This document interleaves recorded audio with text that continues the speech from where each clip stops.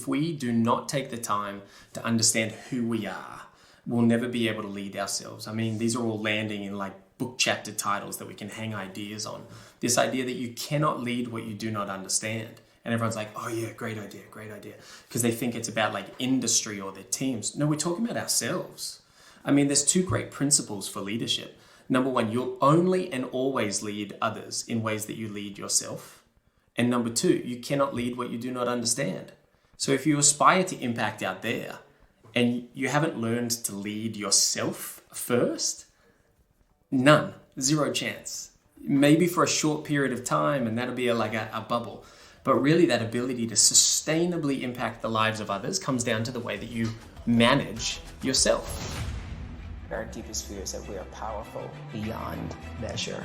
I will live every day as if there were a microphone tucked under my tongue. It's great to get in the game, but don't get in the game till you understand the rules till you're an insider.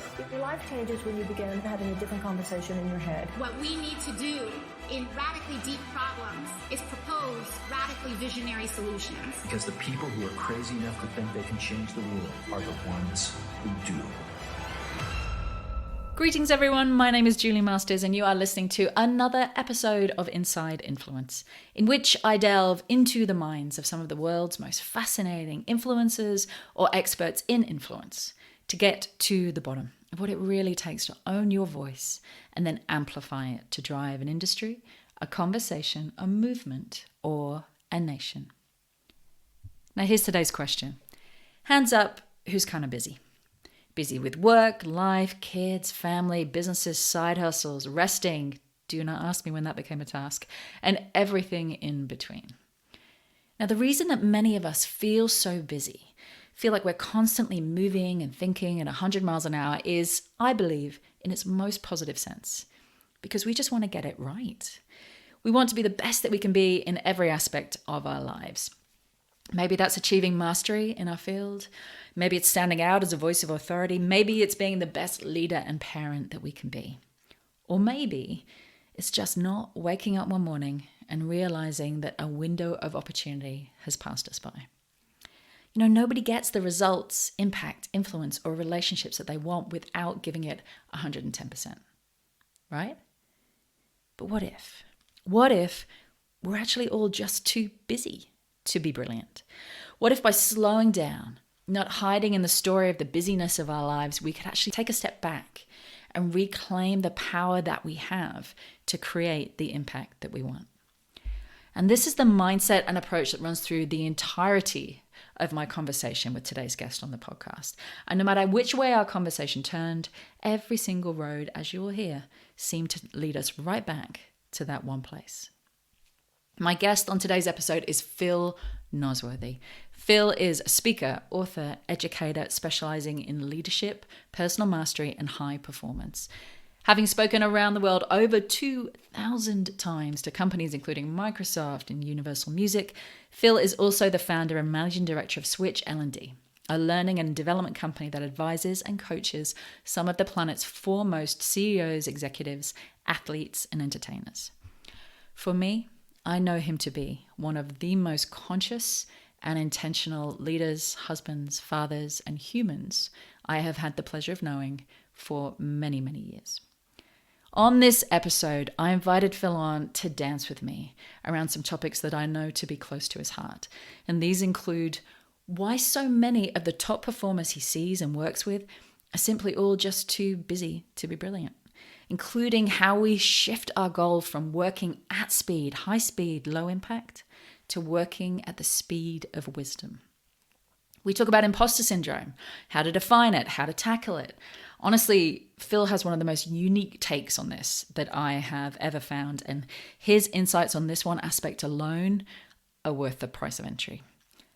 The importance of checking in with yourself as you build your influence, specifically what he calls micro check-ins, or rocking in his words, which is relax, open up, and connect.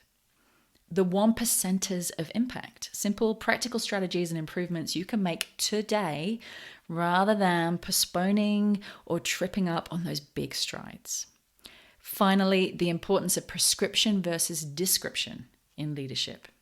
I'll leave that one there, but suffice to say this one has stuck with me and changed in many ways how I both lead and show up as a parent since this conversation. You know, there are some people in your life that no matter when the interaction, you know you're going to come out with something new, something fresh, something you can try on and immediately apply in your life. It might be a new idea, a new tool, or just a new lens on an old problem. Phill is one of those people. For me, this conversation also came at just the right time, as my family and I embarked on a new journey recently, moving and packing up our lives and relocating to Spain for the year. One of the core intentions of that move being to start breathing and thinking at what Phill would call the speed of wisdom, rather than the speed of busy. If you're listening to this, I have a feeling it might also be the right time for you. Now, for those of you who are ready to take your journey in influence to the next level, don't forget, hop on my website or the show notes and download the latest version of my ebook, The Influencer Code. It covers the 7 areas and 7 core questions that I have found hands down to be the most useful when it comes to fast tracking your level of influence. Just pop in your email address and it will be in your inbox in the time it takes to whistle a tune. On that note, sit back, stride out, cycle on, caffeine up, and enjoy the incredible wisdom of Phill Nosworthy.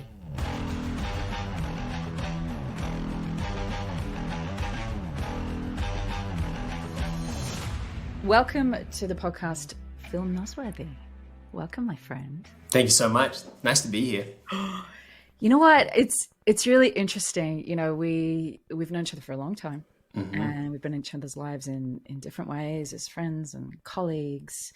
And when we locked this down, I thought this is going to be so easy. As I know Phill and I know his world and I know his mastery, and I've watched him evolve into this powerhouse over the years, and I've been paying close attention. And then about 48 hours ago, when I started thinking about this conversation, I was like, oh no, hang on, no, this is not going to be easy, because there's so much of you that I want to talk about, and there's so much of you that I want to include, and so much of you that I want to do justice to. And that's, I think, the friction for me here is to do justice to you as someone that I know and love this well. So I'm setting myself, that's a caveat, I'm setting myself the small. Well, I appreciate it. I appreciate it a lot. Let's not to give ourselves too high a task for an hour and a half conversation, though. Nah, the bar is not high at all, my friend. All right, I want to jump in because I want to use every second. So I usually kick off with the question, you know, what's one idea, and I know that you'll have many, but what's one idea that's having a huge amount of influence or impact on your thinking right now? And I know that some of yours are timeless, some of yours are very new, and you bridge that gap well. So which ones really struck you? You know what keeps showing up in the work that I'm doing with leaders around the world right now is a really simple statement that I think has always been true, but is particularly acute right now, is that folks are too busy to be brilliant.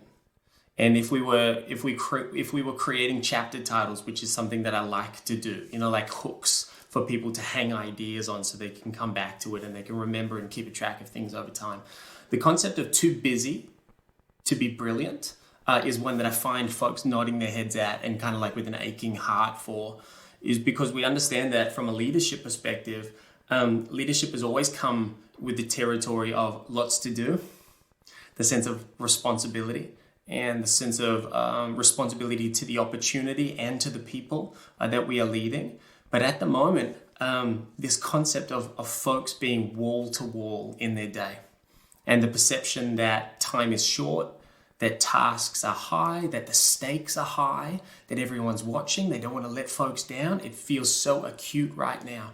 And so if there was a chapter title that we were writing for this month and this year, I would say too busy to be brilliant, ? The inference there is the forever encouragement that as we get older and as we progress closer and closer towards being really, really good at something, that we've got to do less better.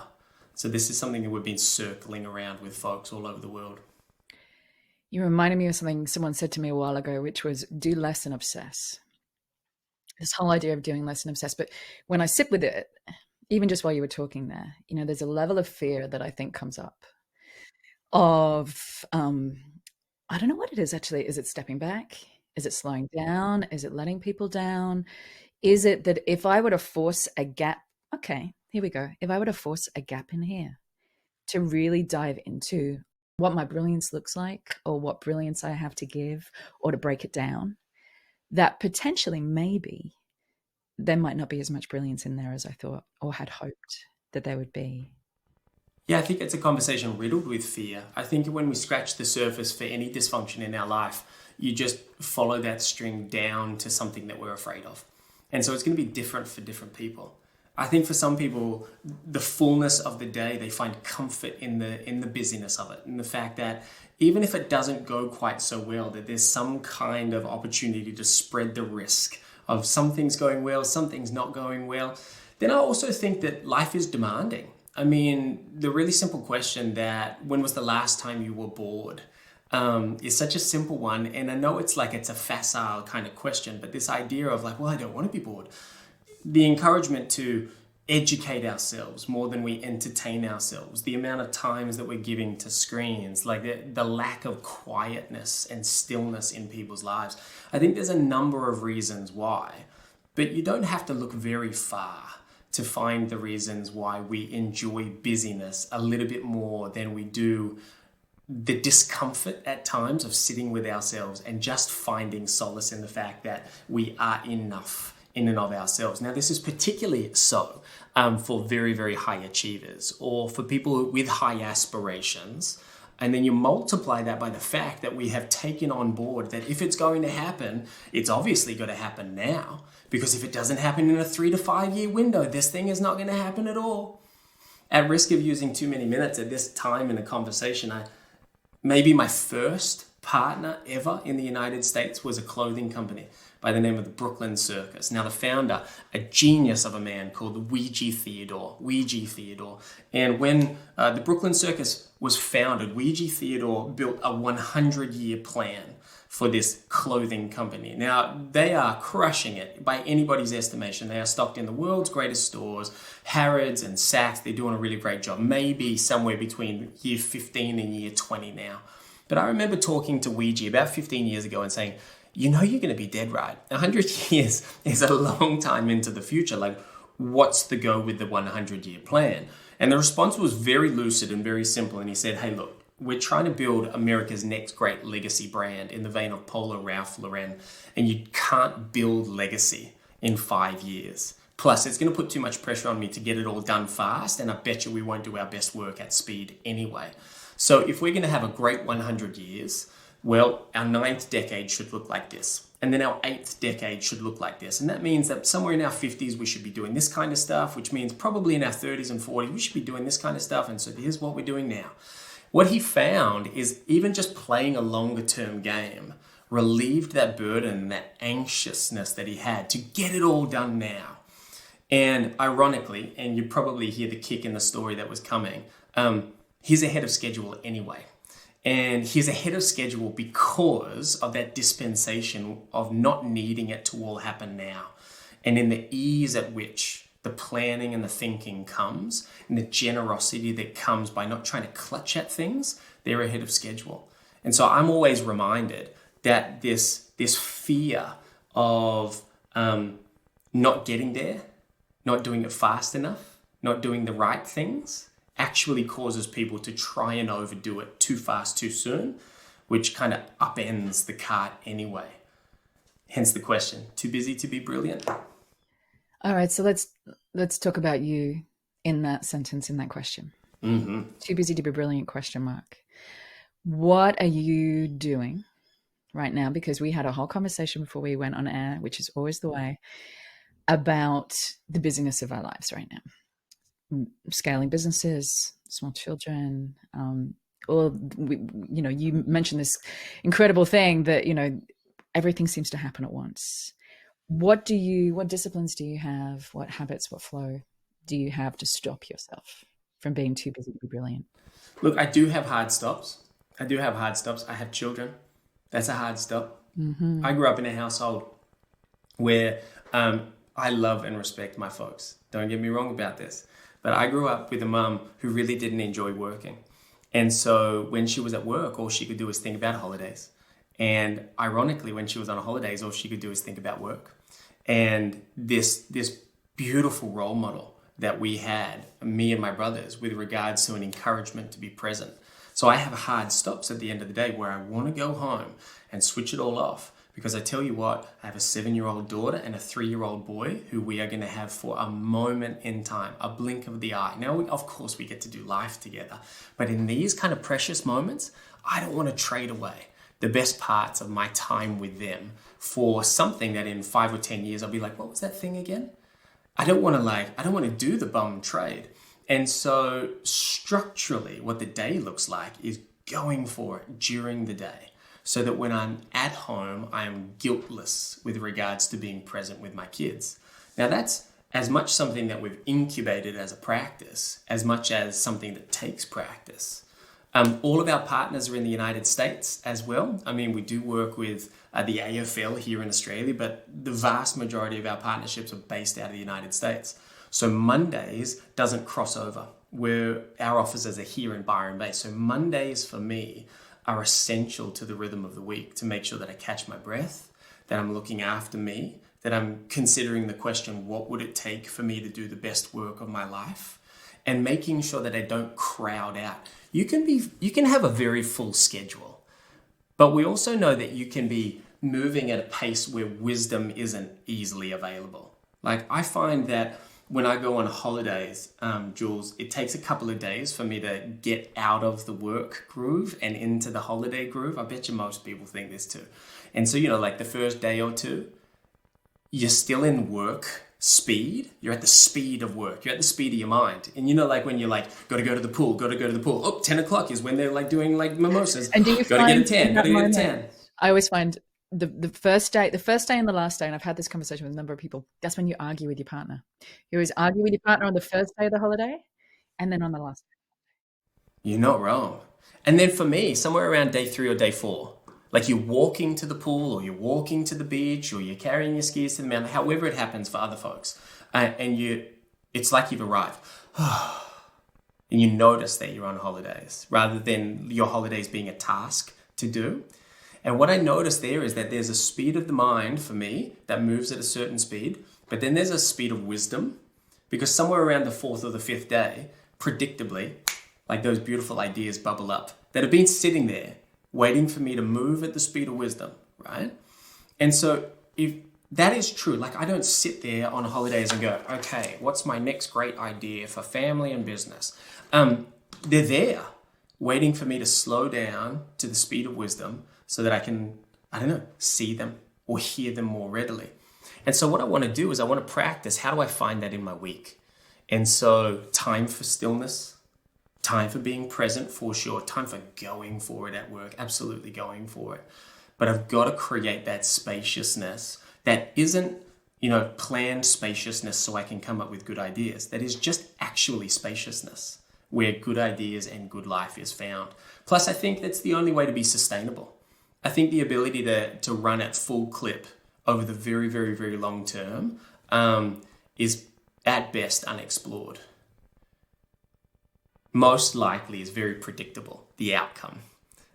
We've got enough case studies around us in our friends and families and leaders that we've looked to in the past to know that you can't sustain full clip over your full career. So we punctuate our lives with moments of rest and reflection and quiet that recharge us as we go.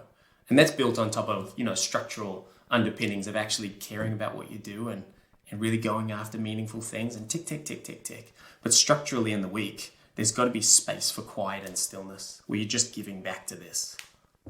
And also what I really heard that you said then is consciously putting time in your diary where you move at the speed of wisdom. I love that phrase. Like time where you are deliberately going to tune into that frequency and create whatever you need to create around you to do so. I want to talk about mastery with you because, you and I, we both have, I'll say, a slight obsession with the word mastery, with the term world class. What does it look like? We've studied it. We've seen it. We've both spent our careers surrounded by people who take to the stage and who own that space in their lives and in their industries and in their worlds. What has it come? I'm just so curious. What has it come to mean to you, this word mastery, this term world class? How have you come to define it? I'm not sure that I would anymore.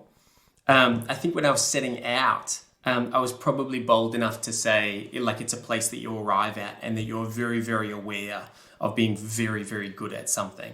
I don't know whether you've had this experience. This has definitely been my experience. And it sounds almost cliched, but the more I progress in my craft and my art and my discipline, the more convinced I am that I'm really only getting started. And so the longer the road, it just feels like it continues to stretch out ahead, which I'm very grateful for. I mean, the ability to retain that beginner's mindset or the rookie smarts and still keep going for growth is critical and important. What I thought, though, is that when I was setting out on a path towards greatness or mastery or really kind of crushing it in our discipline, is that I thought that it would have more of an arrival. And what I think is abundantly true is that you climb the top of one mountain, and then from there you can see, oh, actually, there's much greater mountains than this, and maybe this was just like a temporary arrival point and a new departure point for something else. And so one area of mastery gives way to a new area of pursuit. But what I found as one of my favorite things is that having climbed these kind of like pointy moments in life where you do get good at stuff. I mean, you can look over your shoulder and either you're watching old tape or listening to old things that you've done and you're like, oh my God, I can't believe that's how it used to be. Like, we've definitely progressed, if that makes sense.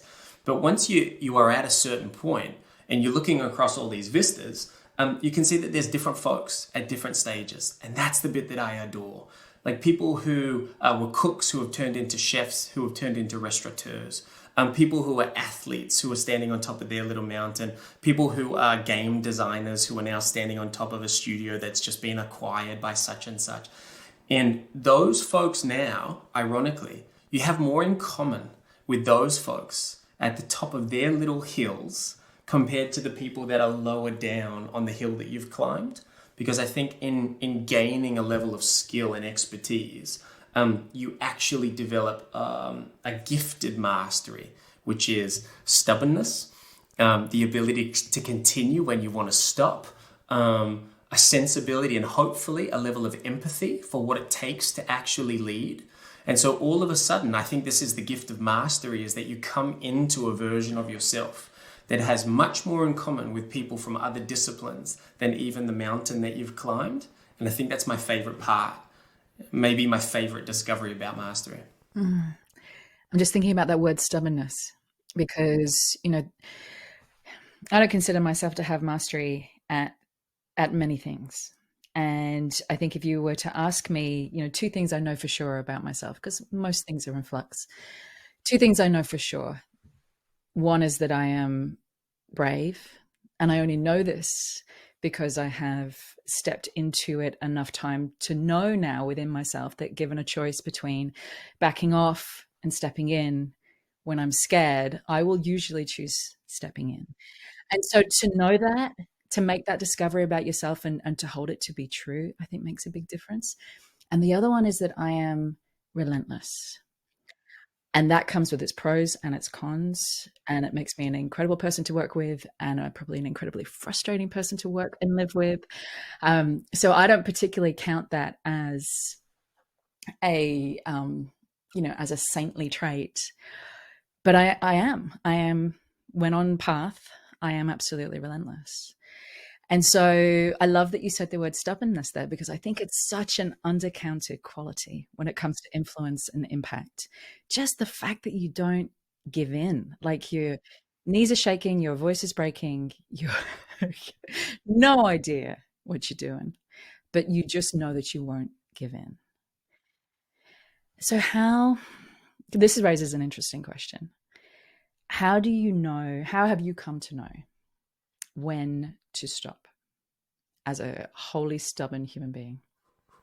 Heavy breathing in this one, because I would suggest that it's probably an ongoing set of lessons going on. Doesn't mean that I don't ever say no. I mean, the ideas that we would give to people who are accelerating their careers, or they're moving through mid-level leadership into senior leadership, that there are periods of your life where you grow and accelerate in your potential and impact most by what you say yes to. You are defined by your yes at certain stages of your career. Now, this is cliched nowadays, but there comes this invisible threshold that you cross where you are now defined at that point by what you say no to. And so I think there's probably a fork in the road here, which is, what is the stuff that I'm doing that is not for me? And what is the stuff that I just shouldn't say yes to anymore?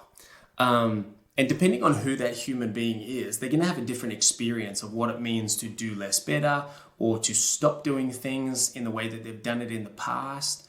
I think some of life is put upon you, that as a leader, you don't get to be flippant with your yeses anymore, because you're building a team, or you're building a practice in which you are really going after some kind of defined level of impact. But I think that the idea that I'm not defined by what I say yes to, I'm defined by what I say no to, because people of talent will have opportunities thrown at them. And at a certain point in your come up, you're actually quite thrilled by it. You're like, oh, thank goodness. I'm not making this up. I thought that maybe I'd give this a crack, but other people see the potential in this as well. So you say yes, and you go and speak at the opening of an envelope, and you go and do all of those things. But there does come a point in time where you have to back yourself enough to go, actually, I have defined my value. I do have something of value to bring. And that means having the courage to say no to things. Not only does that give you a level of sustainability, it creates and protects that margin in your life that we were just talking about. But I think it's you betting on the value that you can create. And it wasn't like a fluke, or it wasn't a turn of chance. And you think to yourself, well, I've done this so far. Chances are I could keep doing this. So I'm going to have the faith enough to say no now, so that I can keep doing it over the very long term. Now, I know that this was a question about stubbornness, but I think that stubbornness has got to show up as much in the things that we say no to, as much as the things that we say yes to. And the only way to understand which is which is through self-reflection. Self-reflection. If we do not take the time to understand who we are, we'll never be able to lead ourselves. I mean, these are all landing in book chapter titles that we can hang ideas on. This idea that you cannot lead what you do not understand. And everyone's like, oh yeah, great idea. Because they think it's about industry or their teams. No, we're talking about ourselves. I mean, there's two great principles for leadership. Number one, you'll only and always lead others in ways that you lead yourself. And number two, you cannot lead what you do not understand. So if you aspire to impact out there and you haven't learned to lead yourself first, none, zero chance. Maybe for a short period of time, and that'll be a bubble. But really, that ability to sustainably impact the lives of others comes down to the way that you manage yourself. And so self-reflection, taking the time to get to know yourself, and in those quiet moments, call yourself on your guff. I'd love to say yes to this, but geez, that'd stretch the family, wouldn't it? Oh, I'd love to say yes to this, but I've already said yes to all this other stuff. I'm going to follow through there. So we take the stubbornness that brought us to this point, and then we bring it over into a stubbornness and a courage to say no to things that otherwise we would have jumped at once upon a time. I love that. And it's bringing me to something else that I wanted to talk to you about. This theme of processing, which I didn't know that we'd get to, but it's this beautiful through line that seems to be going through what we're talking about today. I wanted to talk to you about imposter syndrome, because you have this definition. And again, we've known each other a long time, and I get asked about imposter syndrome so much. How do I get over it? How do I get through it? And I've never really stopped to think about the definition of what it is in the first place. So can you speak to that? How do you define it? Yeah, I can. I think everybody's had an experience with imposter syndrome, and because it tastes like fear. It tastes like I'm not enough. It tastes like I'm not good enough, or this couldn't possibly be true. And it is experienced, ironically, more by people who do extraordinary things, and people who are able to fit into life a high volume of extraordinary things. And so wherever there is a compression of achievement, so founders who are going from like 0 to 100 real quick, or for like high trajectory or steep trajectory, high acceleration internal leaders within like very large organizations who have to stitch together at pace an extraordinary career to put their head up and say, I'd like to be a part of the senior leadership set. That high compression often comes at the expense of processing time.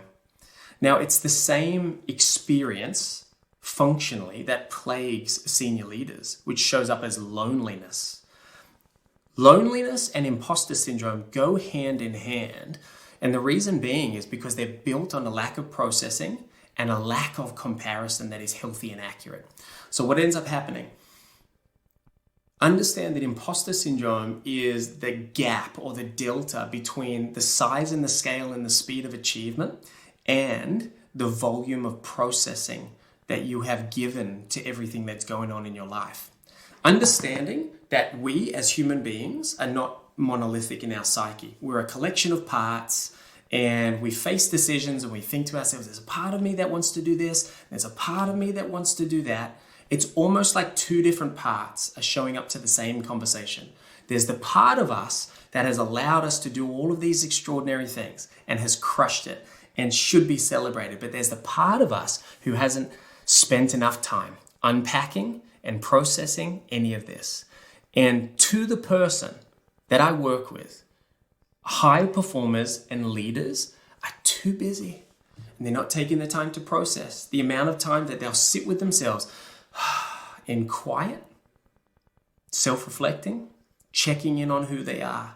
So think about this. You have a high achiever or a senior leader who has achieved the world, but the last time they checked in was 3 years ago, and I'm talking about meaningful check-ins 3 years ago. There's a 3-year delta. So when they look at themselves in the mirror, it's almost like they don't recognize themselves. And the question of the imposter syndrome is, it's not me that's pulling it off. That's the gap between like the achievement self and the processing self. And so often like the emotional part of us is much less mature than the task-oriented part of ourselves, because we'll drive that part of ourselves, and this part sits a little bit further behind, waiting to have some time spent with. So imposter syndrome, I have a different take on it. This whole to be able to differentiate it from just nerves or skittishness, and do I have what it takes to rise to the occasion? Yes, you do. Go for it. Like, you'll be fine. It's just people. It's just problems. These are just tasks. Go for greatness, right? But the ability at the end of the day or seasonally or periodically to sit down and go, good job, us. We pulled that off. Solid effort. This is not discounting privilege and all of the humans around us and all of these kinds of things. But in order to be able to process the imposter syndrome, it can't get done at pace. It won't be done as a bully tactic that you can schedule in once a quarter. You've got to be taking the time with yourself to sit down and go, we're doing all right. We're doing this in real time.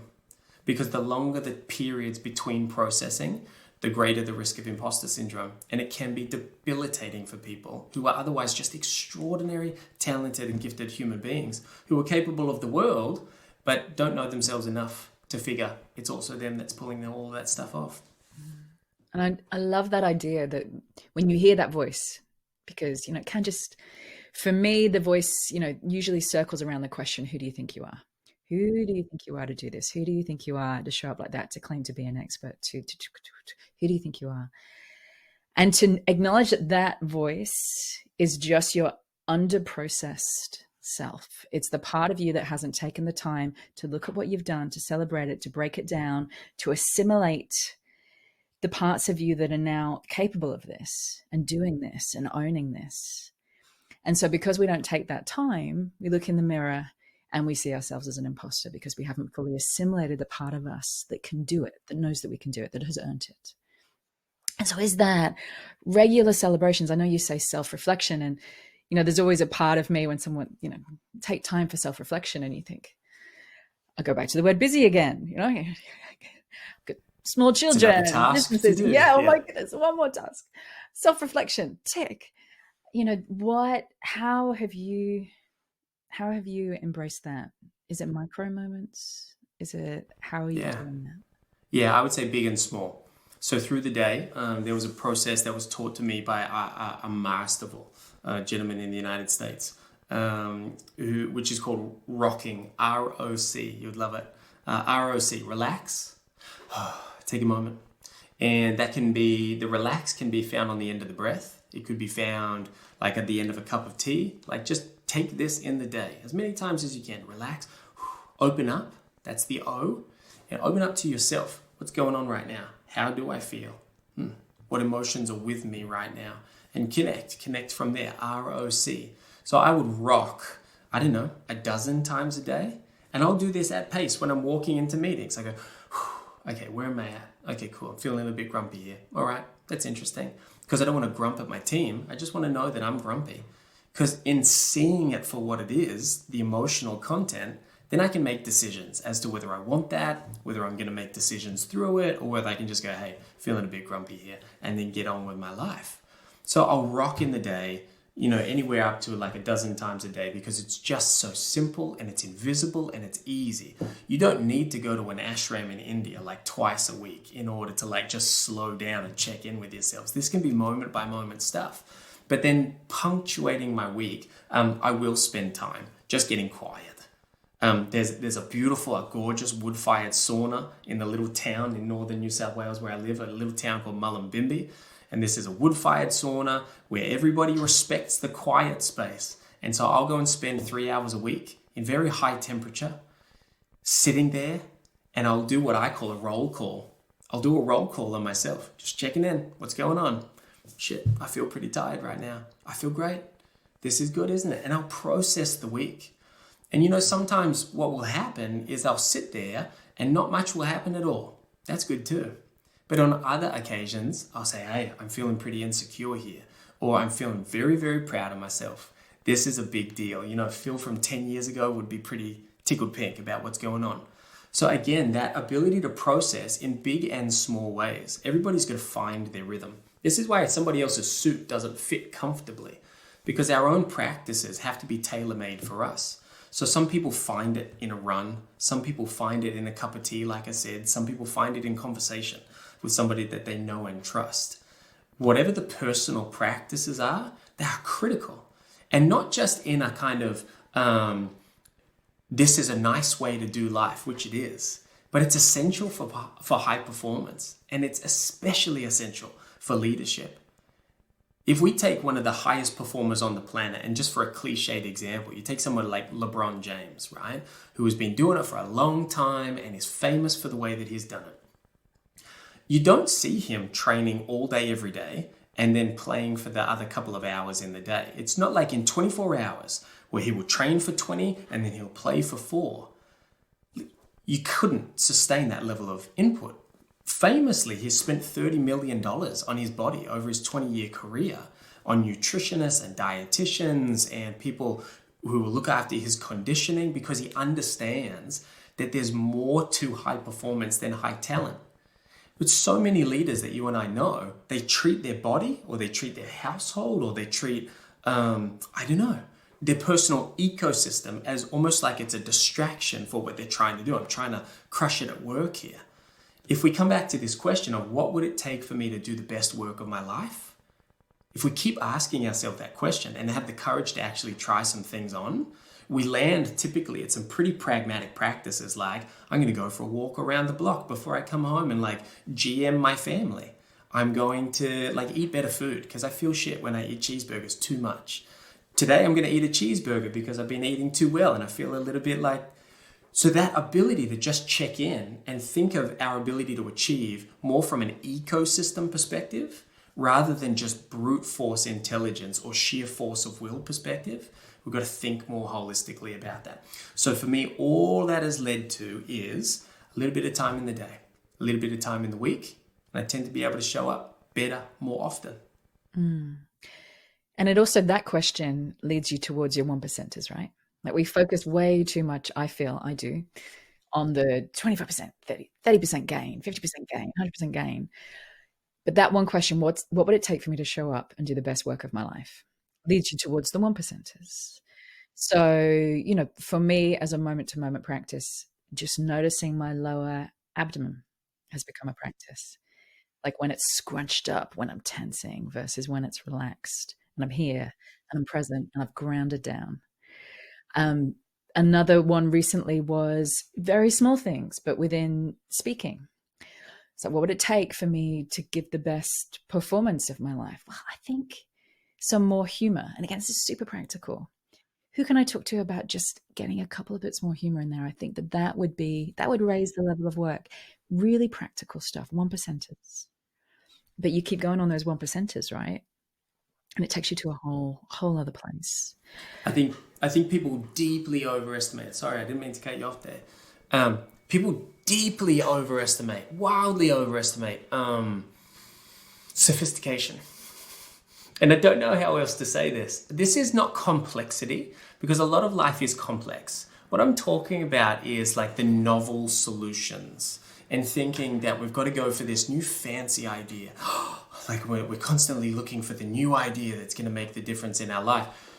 That might be interesting. And from time to time, we might get some beautiful things out of it. But if I'm chasing a wild new insight and leaving on the table all of these fundamentals that I have known for the longest time that I've never put into practice, or I'd be missing something.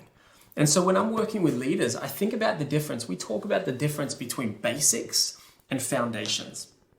Basics are things that you start with, and then as you mature, you discard them because you go on to more sophisticated things. Foundations are really different. Foundations, they seem like basics at the start, but foundations are important because we all know that if you're going to build something magnificent, you're going to have a firm foundation. And people think about, like, well, how do I optimize this? Or how do I get like the breakthrough new idea? I'm like, man, I will settle for like performance. When people want high performance, I'm like, I'll settle for performance. Like, just give me good old fashioned, because if performance is hitting the target and doing what I want to do, give me that every day of the week. Because if I'm high performing, am I overachieving or did I miscalibrate my target? So in the most part, I think this conversation of high performance is so hyperbolic that we want to come back to, what does it actually take for me to do great work? And for most people, it's pretty simple stuff. I talked about my parents before, but Phill Nosworthy, my mom, what a masterful executive coach, like she is, for me at least. Because if I call mom and I've had like a bad day, I'm like, Mom, I've had a bad day. She has always said the exact same thing. Are you hungry? Are you thirsty? Did you get a good night's sleep last night? I'm a 40-year-old man, like sitting with executives across the planet every single day, men and women that are worth billions of dollars. And I'll say, Mom, I got a problem. And she's like, are you tired? Are you hungry? Are you thirsty? Because she doesn't care about my problem until those things are set in place. And I've learned so much from that, because what I'll do is, she's right, I'm hangry. There's not an issue in my life. I'm not nutritioned in the day. And then so I'll eat some food and I'll say, hey, you're right. Thank you so much. That issue is dissipated. And so I wonder how often we chase new and novel ideas when we disregard like the foundational aspects, like relational health, like friendships, like the ability to process, like looking after our physical selves. We all know that we can't pull money out of a bank account that we've never put deposits into. And God forbid I would treat my career or my team or my practice or my ability to impact and influence the world if I'm not investing into this in such a way that when it's time to draw down and ask something of it, I'm ready to go. So I think about those things all the time. You're reminding me of my grandma. She used to have this habit of, you're talking about a wartime woman, incredible matriarch, like incredible human being. And she would not let me, when I was staying with her, I used to stay with her a lot, she would not let me leave the house until I'd had a glass of orange juice. Because for her, lack of vitamin C during the war, that was a big thing. It's a big thing. And, you don't go out into the world until you have that basic fundamental taken care of. Yeah. Like, you have vitamin C in your veins, you are good to go, my friend. And so you good luck getting out of the house with my grandma unless you'd had a glass of orange juice before you went. I mean, it's brilliant. The idea is you can't give what you don't have in leadership, right? And the basics. take care of the basics, ask yourself the question, what would it take for me to do the best work of my life? I need to sleep more. I need to feel connected with my friends. I feel like I'm floating out into the universe right now on my own. Like, what would it take? Simple 1%ers. I want to talk to you, and this is a conversation that you and I have never had. I want to talk to you about this concept that I'm playing with in my head right now. And I don't necessarily have great languaging around it, but this is the beauty of the podcast, right? We get to explore. Mm-hmm. The concept of fierce grace. Oof. And for me, I'm having a lot of conversations at the moment with female leaders. Yeah. Around, I know what the leadership that I have seen. Yeah. And I know the leadership that feels comfortable to me. And these two things do not seem to meet in the middle. And, I want to hold space fiercely. Mm-hmm. That includes boundaries. Mm-hmm. That includes compassion. That includes listening and receiving, and then putting a boundary up when the receiving is done and the doing must be done. And this idea of what fierce grace looks like from a leadership perspective. Because I think we know fierce, and I think we know grace. And the epitome of the place where it comes into the middle for me is often, you look at Oprah, for example. Yeah, amazing. Like she holds a fiercely graceful space. She is able to receive with love, to invite, to hold. And still, she has a gravity about her where that enough would be very much enough. Yeah. Yeah. Wonderful. So how have you've seen some of the greatest leaders in the world, and you've worked with many of them. How have you seen that play out? How do you conceptualize that idea? Yeah. When it's at its best, and because I have seen it, I have seen people who are, you'd use the word magnanimous, people who are bigger than their troubles in the moment, and big enough to be present for other people's troubles as well, magnanimous, generous, and beneficent. And this opportunity, like we use the word equanimity in our business, which is a troublingly underutilized word for the English language. What it means is the ability to rise above the chaos. And I think fierce grace stitches in really, really deeply to the idea of compassion. I know it was in the way that you explained it. For me, this is the bit that pops the most. And without sounding like a broken record and taking us back to like well-visited kind of like landing areas, that ability to be present for other people is not possible unless we have learned to be present for ourselves. Remember, we can't lead others in ways that we haven't learned to lead ourselves. And so if we want to be gracious and graceful in the ways that we interact with others, that's what it's going to ask, is that we would be gracious and graceful with ourselves. And so if I'm showing up, now I know that this isn't exactly what you're talking about, but if I'm showing up and I have aspirations to create a team that has beautiful boundaries, that understands how to go for it with all the demands of high professionalism, to get the balance of those things right, to be so proactive for growth. And we both know that the size of my growth mindset is literally defined by the size of compassion that is in play in my own life. By the way, because you can't flog yourself to greatness. You have to coach yourself to greatness. And so the growth mindset is... Can you just say that again for me? Because that I think is worth hearing twice. You can't flog yourself to greatness. You can only coach yourself to greatness. And so if there's something that we don't know yet and we are not ready to know, it's out of reach. So let's break this one down just for a moment, because I think it is like a core ingredient of the fierce grace that you were talking about, because that gets unlocked. I don't think it's something that you go after. I think it gets unlocked in the work that you do for and in yourself.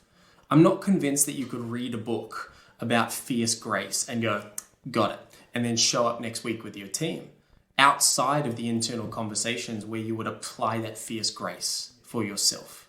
Because keeping in mind, you can't do for others what you can't do for yourself. Will only ever lead others in ways that directly reflect the way that we lead ourselves. So we come back to the growth mindset and compassion just for a moment. For folks who have such high aspirations for impact and influence and change and doing great things in the world, a huge growth mindset. First of all, you have to differentiate between knowledge acquisition and growth. This is really, really important. Knowledge acquisition is not growth. We've all been sold this idea growing up that like knowledge is power. It's not. Knowledge is power if you are on the outside of access to knowledge. We've got the internet. We're not on the outside. Knowledge is not power. Knowledge is potential. Application is power. So we have to differentiate between all of the books that I'm reading and the growth that's going on. I know a bunch of folks, and this is not anti-education or anti-knowledge, this is pro-growth. I know people who like read 100 books a year, and I'm like, cool, you must be like quantifiably and significantly different than who you are. Holy smokes, that much new ideas, you must be like a different person. And like, you go, no, not really. Because I would rather, hand on heart, I would rather read like one book or half a page and then go and noodle on it and go and work it out and integrate it into my life than spend all of that time reading 100 books and nothing changes. So here's my growth mindset, which is fierce. It's about growth. It's going after growth. But I can't go for growth as an adult without a high degree of self-compassion. Because growth demands trying new things for the first time. That requires courage. That means experimenting. In the most part, it means failing a lot. Does that make sense? So this is why people prefer knowledge acquisition and not growth, because they comfort themselves. Look at all this stuff I know now. And I'm like, cool, nice. Are you different? So without that ability to balance, this is where self-compassion is cultivated. Because it comes as a package deal with the growth mindset. You really go for growth in a way that is really going for growth. And then you sit quietly with yourself at the end of the day on all those days where it didn't hit the mark and you go, okay, we'll try again tomorrow. In that, you achieve that fierce commitment to growth that you're talking about and the graciousness that is required. Because if you can do it here, you can recognize it in others and you'll know how to cultivate the space for others as well. So my take, and remember, this is a beautiful idea, by the way. This is your idea. This fierce grace, yeah, so necessary. But we'll never do it for others if we don't know how to do it for ourselves first. There's so many things. And it's funny, I was having a conversation with somebody else about imposter syndrome recently. And they coach a lot of the TED speakers who are up there in the top 10. And he said that, we fear the critic inside of us more than we fear the critic outside. If you are fearing criticism from other people, first you need to look at how often you criticize. Because the more often you criticize, the more you wire your brain to expect criticism, because I criticize, so surely other people criticize. You want to stop fearing criticism, you need to stop criticizing, because you'll unwire that part of yourself that expects it, that believes that it is always there. And you're saying exactly the same thing. If you want fierce grace, if you want compassion, if you want growth, first you need to wire yourself for it. Because once you are wired for it, then you attract other people who are wired for it, and you can coach and guide from that place first. This is so much of what we're talking about is leading us really beautifully onto the next thing. I want to talk about prescription versus description. Oh, yeah, perfect. Nice. In leadership. Yeah. And again, when I heard you talk about this for the first time, I was like, oh, where were you? Where were you? I mean, we've known each other for over a decade now, but 20 years ago when I first started out in leadership, if I had understood the difference between those two things, would have made a massive difference. Can you just unpack that idea for me? Yeah. I'm writing down notes here for myself because, even that previous conversation around having skin in the game, like Nick Taleb's book, and Nicholas Taleb, who kind of popularized the idea of having skin in the game, which basically means if you're going to ask anything of anyone, it's just better if you've given it a crack yourself. The good old-fashioned ideal or maxim for leadership is that, people will follow what you do more than what you ask them to do, and the idea that what walks in leaders runs in the teams, this idea that there's a through line between the way that we show up, having skin in the game. But you know what? I'd be stuffed if I was only ever leading out of a place where I have active personal experience, where I have skin in the game. Because there's a very, very thin line between, not knowing what we're doing and making it up as we go. Let's just double click on the bubble of innovation, open up the lid, and you look inside, and really what it is just people having a crack at things that no one has ever done before. And this isn't hyperbole. Some of the teams that we work with are the architects and founders of open AI in the world. Like, there is genuine domains where people are doing things genuinely for the first time. So if the only place that we can lead from is things that we know, things that we master, advice that we can give, wow, we should all stop pretending, because there's this whole thing called innovation where everyone's given it a good shot. Some people find that debilitating.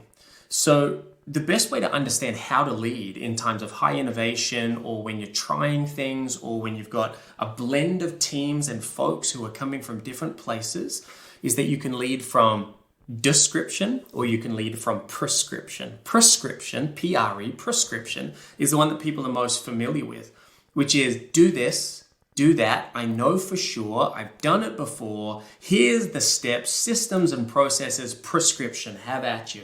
Go for it. Prescription is beautiful when there is a process and when there is a defined goal in mind, when you know how it could be done. Now, we want to create space for iteration and innovation and change and all of that goodness. But there's a good amount of leadership that can be prescription. But there's probably a healthier portion of leadership in the year 2023 going forwards, which is description, which is, I haven't done this before.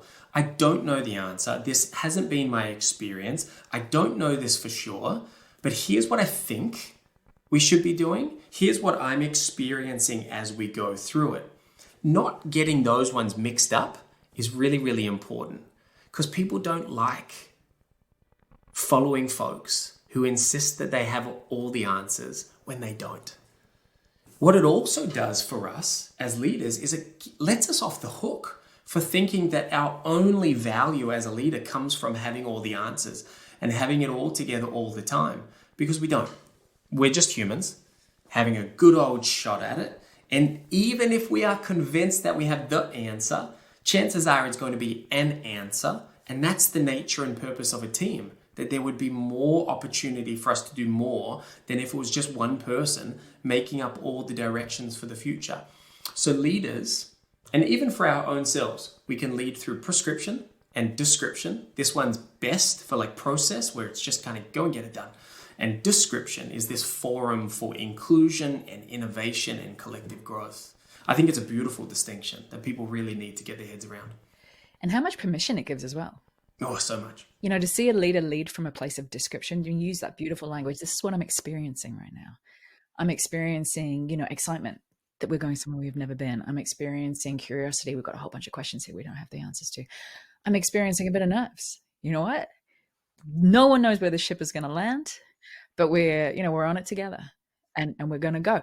And the permission it gives everybody around you to just have an experience rather than having to deliver an answer, a definitive answer, I think is huge. And that's where innovation lives, right? Mm-hmm. It lives in the place where you give people permission to have an experience. Yeah, totally. There's this thing called intellectual humility that we kick around with some of our more senior leaders and people who genuinely have built a career on being the best at what they do, full stop. And in particular, there are certain domains that lend themselves to it. In computer science, you've got engineers and you've got pure mathematicians whose entire ecosystems are built on this is the right answer.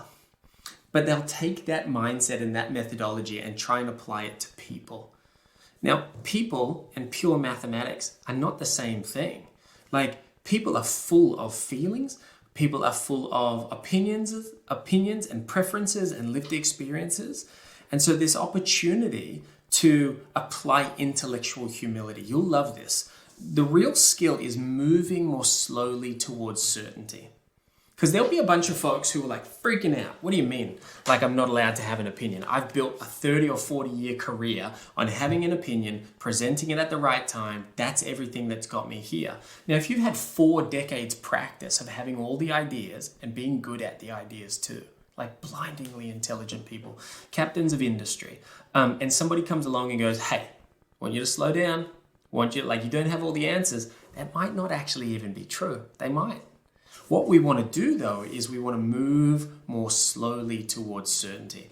And in the pace of moving towards the conclusion, there's space for curiosity, there's space for conversation, there's space to role model the growth mindset, and just pumping the brakes just enough to demonstrate to other folks that actually we're working this one out as we go. And I don't want you to be held captive by the dominance of one brilliant leader. Because I mean, if we want a growth mindset to show up in our teams, which we do, it's helpful to role model it. And we don't want to role model the growth mindset in some like alpha competitive pursuit by demonstrating how much we know compared to what we used to know. That's not demonstrating the growth mindset. That's just demonstrating more of, I believe I have to have all the answers. And so intellectual humility is understanding it in 2 parts. First, there's the humility part, which comes in 2 bits. Humility is knowing when you're at the edge of your capability or your capacity or your potential, but then also the willingness to put your hand up and tell people, forecast that, hey, I'm on the edge here. I don't know, I'm out of ideas. Without freaking out, without running away, without obfuscating, without changing the question, without doing all of those things. Intellectual humility is almost a thrilling thing when you can find it. It's amazing. For somebody who's genuinely growth-minded, when they run out and you know it, you're like, oh, this is awesome. I'm at the edge of something here. Like, I'm cool. Can anybody help me out here? And you crowdsource the wisdom. You get better together. Worst case scenario, your team sees you actively learning and they're made better for it. Best case scenario, you get an idea and you move into the future for something that you didn't know before. In both cases, it's a gorgeous thing to practice. Intellectual humility, moving more slowly towards certainty, knowing the difference between what you know for sure and what you're kind of just pulling off because you've got a track record of doing it. I'm also thinking as a parent as well. Oof. Yeah. Like how much does that show up when you're leading small humans? And your desire, I have found in business, I'm okay at saying I don't have the answers, and it's not easy, especially when often you are paid to come up with ideas and to say, you know what, let's explore this. I'm at my edges right now.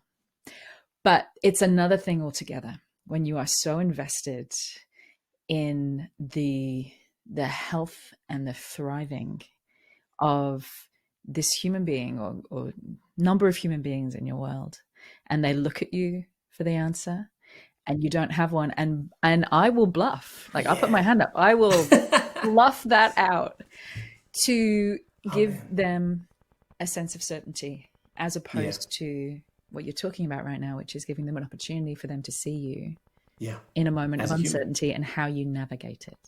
Yeah. I mean, I've only had 7 years practice as a dad. 7-year-old daughter, 3-year-old boy. But I think prescription and description applies there too. Like, this is not accidentally shifting gears to like a chat with Gabor Mate or anything like that. But for the things that I do know, for the things where Zan, my eldest daughter, is asking a question based on insecurity, that's going to be captured by me in genuine observation. Like, am I really paying attention here? Because the question might come out as a question around the day, but really the subtext might be, hey, Dad, I'm feeling a little bit insecure and shaky here. So that's a moment for being big and and she can cling to the security and the certainty that I have.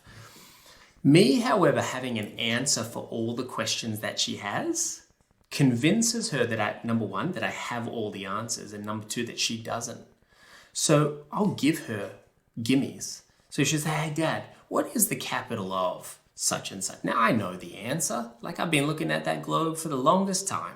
And I go, I don't know. Let's find out together. Let's go to the bookshelf and open up the thing. And so simultaneously, she gets the learning. She gets this kind of like bubbly experience of Dad not knowing all the answers.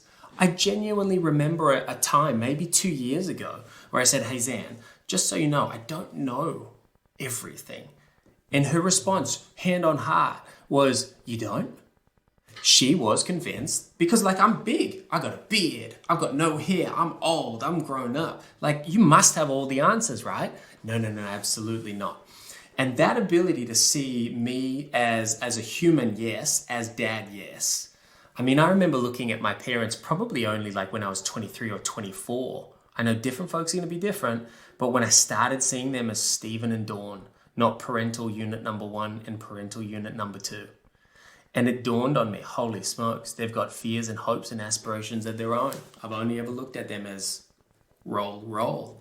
And I want my daughter to look at me as a guy that's working it out as much as anybody else. Because I figure I'll be able to like be big and certain in the moments where she needs it most. But I also want to demonstrate the fact that you get to make this up, that you get to like find your own way in this thing. You know, you reminded me, I so remember that moment.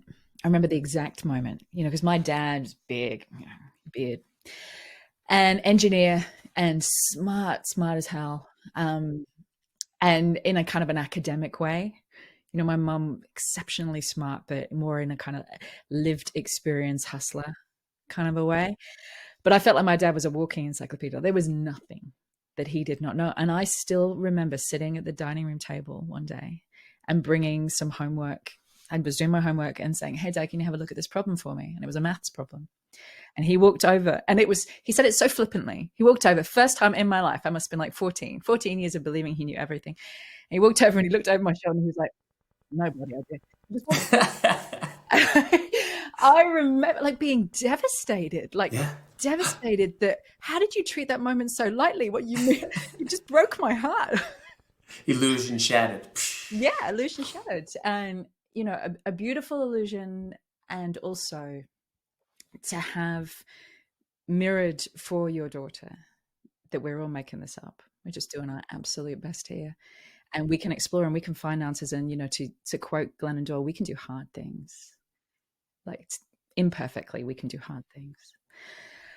Talking of doing hard things, again, one of the beautiful things about you is one thing inevitably leads to another. Mm-hmm. I want to talk about the last 2-3 years for you. And it's been a big journey. You had I don't want to make it small by encapsulating into sentences, but you know, you had the pandemic, the impact on your business, and then we had the floods here in Australia, which had a devastating effect on your family, your community, and your home. And you can speak to that as much as you want to, but one of the things I know and I love to be true about you is you are so conscious about how you show up.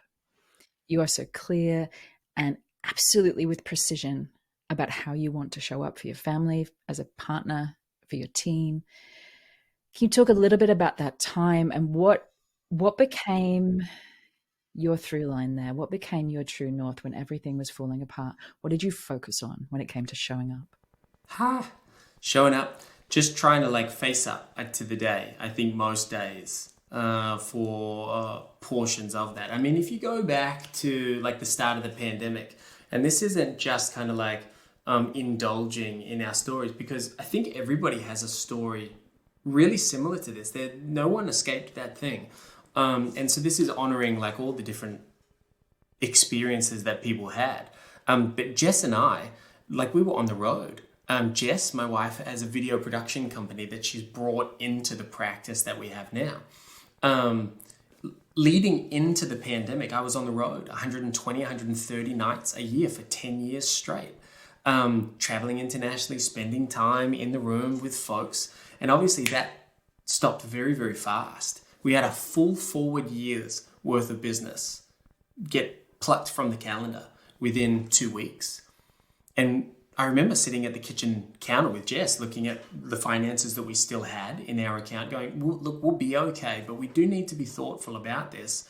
What if this sticks around? Now, we didn't have to worry about that too long, thankfully, because the world went digital. and we went digital too. Jess's video production skills got folded into our practice, and we started doing very, very large scale events for our partners, and that was beautiful. Now that was a season enough. Odin, our son, was born, he's 3 now, but he was born on set for Boston Consulting Group, like our first digital show. Jess was our executive producer.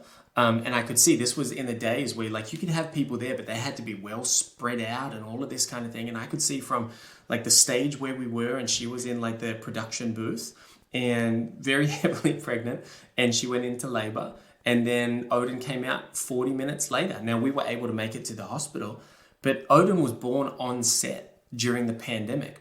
And it's not a terrible metaphor for what happened. He arrived at say 5 p.m. in the afternoon, 4 p.m. in the afternoon. And then the show for Boston Consulting Group was at 4 a.m. the next morning.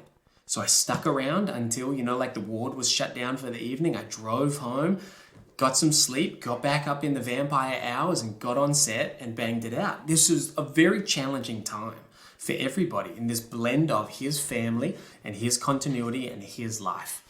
What we decided as a family is that we would want to raise our family in a place where there was more space to breathe. We moved to the Northern Rivers at the tail end of the pandemic. And 8 weeks after we bought this home and moved here was the worst flood in recorded Australian history. Now, there are towns that were impacted deep, 15 meters of rushing water in Lismore. We had 6 feet of water through our house, another 6 feet off the street on top of that. And we got displaced for 9 months. Some of the greater lessons I think we learned, instant empathy. Because if you've had a life that is relatively privileged, and of course it is, like I'm white, I'm tall, I'm an English speaking man, like mine has been a life of privilege, and it's not something that I'm waving, it's just the reality. But to come face to face with an experience that is wildly out of your control, that is physically endangering your kids for like weeks and months after we got picked up by a small boat from like hip deep water on our balcony in the front of our house. A boat came into the front yard. We put the kids, and this is brown water. You couldn't see anything underneath. There's snakes in the water. There's rats running along the top. This was full on for us. And to have for weeks and months afterwards, having those parent wake up dreams, those ones where you think, I'm glad like we got Odin into the boat as a 2-year-old. I'm glad that this all happened. It all came together for us. But 9 months, rebuilding the house, rebuilding the office. The business is still exploding and trying to get it all done. You'll understand this one, and I hope I'm not like overdoing these stories here, but a week after the water had gone down, I'd spent 3 or 4 days mucking out the house, 2 inches worth of mud, just getting it out of the house so we could get started. There's not much more you can do after that, waiting until insurance cycles kick in and do all of those things. But a week after that, I was in Sydney. I had to fly down to Sydney to host an experience, a digital experience for Microsoft where we had 30,000 people on it live. A week before, I'd had the most shattering physical and emotional experience. My family's back up here on the Northern Rivers, sleeping on the floor of people that we had only just met who had opened their house to us so that we would have a place to stay as the whole region came back together. And I'm staying in the Westin in Sydney so that I could get on to set the next day and show up and inspire people around how to build a great... This was a very tumultuous experience. And I don't know what I learned there except for the ability to dig in and draw on things that you had put into your heart in previous years. But I do remember between you and me, Jules, sitting backstage or in the green room, and this is at TV studios in Sydney, waiting to go worldwide for 30,000 people, thinking to myself, I'm not up to this today. I'm not sure that I can do it. And then as the minute came closer, going, let's do it. Now, I'm still not convinced that this was like at my own expense or in service of the people. But I think leaders have these experiences in their life where life happens at the same time as the ask that is placed on us.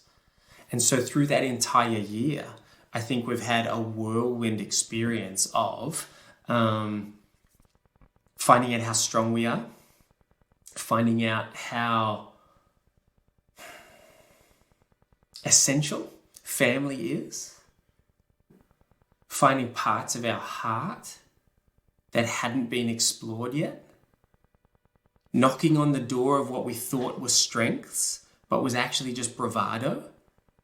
We have a saying in our household, and you can fill in the blanks here, that love isn't love until love is tested. You could say trust isn't trust until trust is tested. You could say strength isn't strength until strength is tested. Resolve isn't resolve until resolve is tested. Care for community isn't care for community until it's tested. And I think last year we had the opportunity to test a whole bunch of assumptions that we had made about ourselves and who we are and who we were, that now we know for sure about a whole bunch of things. And so, truthfully, we figure if we've been able to pull off the things that we've done in the last couple of years, in that, should be okay going forward into the future. You know, you asked me in there whether I felt like you were overbaking it. I feel like you underbaked it. And I say that because, you know, witnessing you through it, that moment, and I've heard you describe it, and I've heard Jess describe it. And anyone who's listening to this who lost or who had their world devastated by any one of the things that you just described.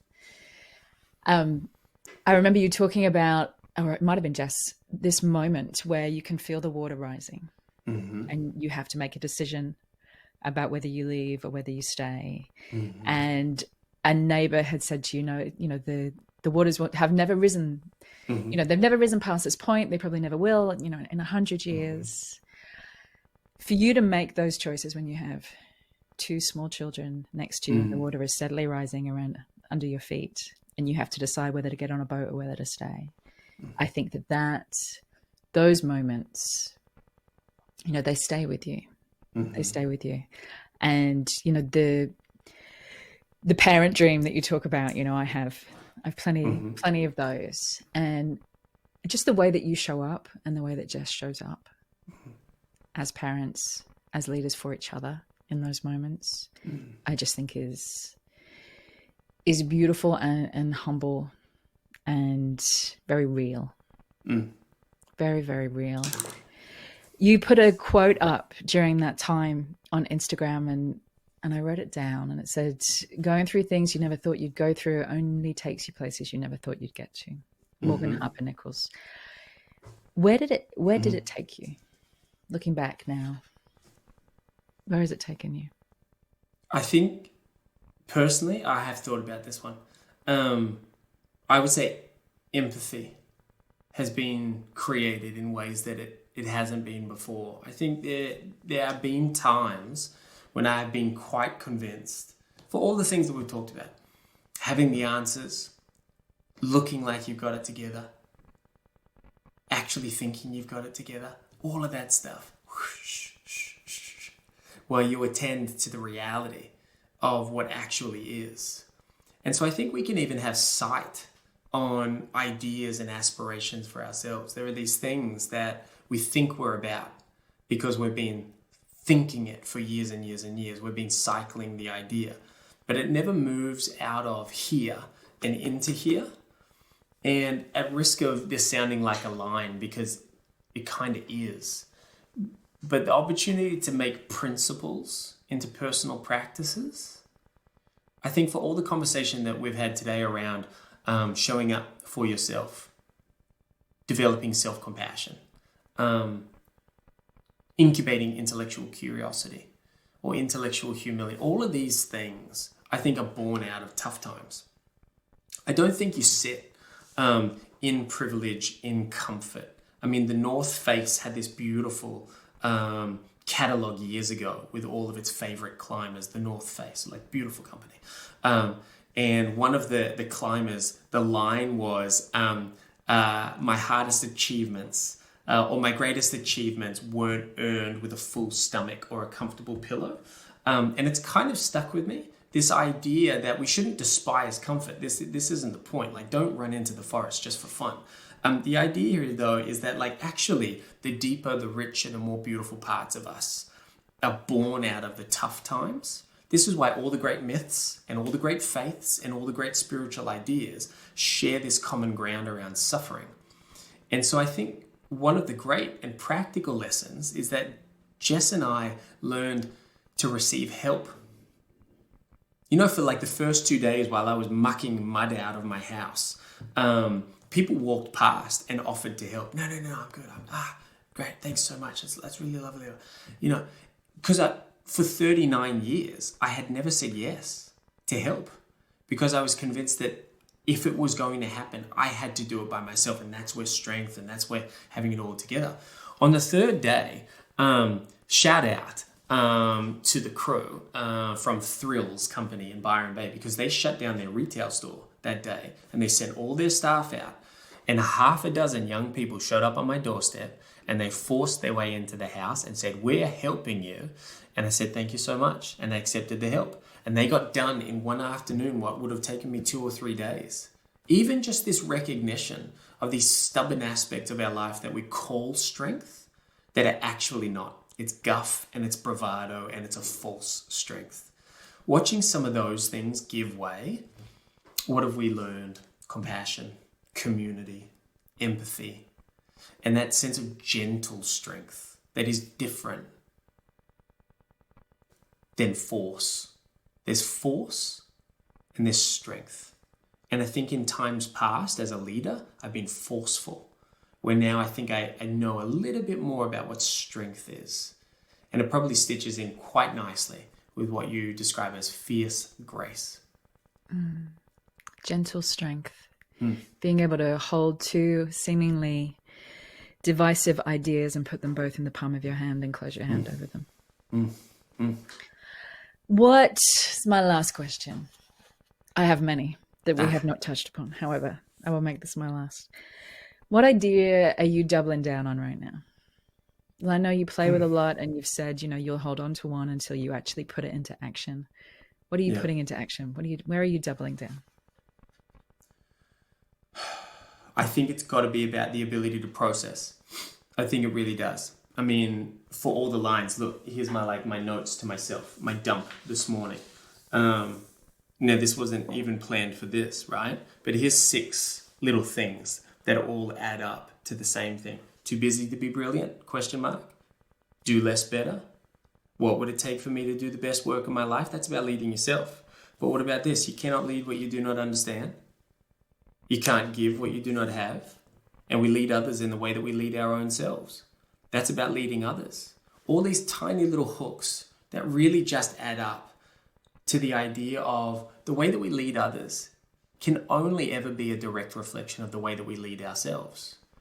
And if I'm going to lead myself, I can't fill my life wall to wall with just tasks that are either a great idea, somebody else's idea for me, right in the heart then of leading myself, leading others, making impact, making change. All of those beautiful things cannot be done in this moment of existence for humanity without the time to slow down and process.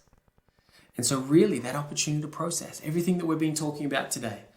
I don't want to be too busy to be brilliant. And I want to always encourage the leaders that I work with to do less better. Are you too busy to be brilliant? I think that's the big thing for me right now, is the value and the power of slowing down just long enough to process. Doesn't mean hours and hours and hours a day. Just means just long enough. And it might mean different things on different days. Thank you so much. I've been dying to talk to you for ages, and it was worth every second of the wait. Welcome. That was good. Thanks for having me. Thanks so much for listening. I hope you enjoyed this episode and have seized hold of at least one tool, idea, or mindset that will help you start raising your own level of influence. Now, for those of you who want to take the next step in your journey or would just love a roadmap to becoming the most influential voice, idea, or brand in your space, then I have good news. You can now download the latest updated version of my ebook, The Influencer Code, from my website, juliemasters.com. Also, there's a link in the show notes. Just pop in your email address, and I promise I will not spam you, but it is jam-packed full of ideas, tools, and case studies that I have come across in my now 20 plus years of doing this work. Not to mention the 7 areas and 7 core questions that I have found to be hands down the most valuable when it comes to immediately lifting your ability to make an impact. Download it, keep it, share it, juice it for all it is worth. I hope it makes a massive difference in both your career and your business. Thank you always to my co-founder and the main brain behind this podcast, Lauren Kelly. You kick my butt in all the right ways. Thank you for making it happen. And if you did enjoy the show, then we would love you to share this podcast and leave us a review on iTunes, Google, Stitcher, whatever your platform of choice happens to be. And don't forget to subscribe to make sure that you never miss an episode.